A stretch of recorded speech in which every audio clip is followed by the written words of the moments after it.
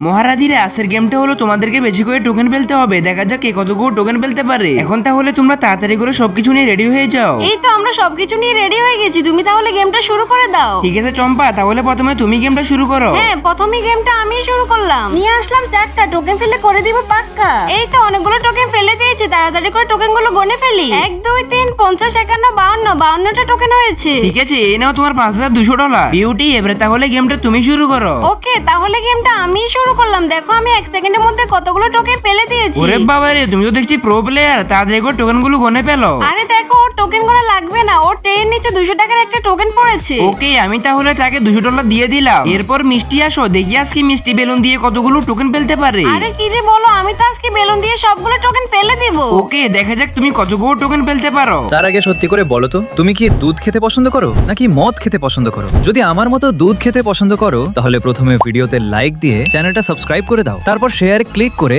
ম্যাজিকটা উপভোগ করো।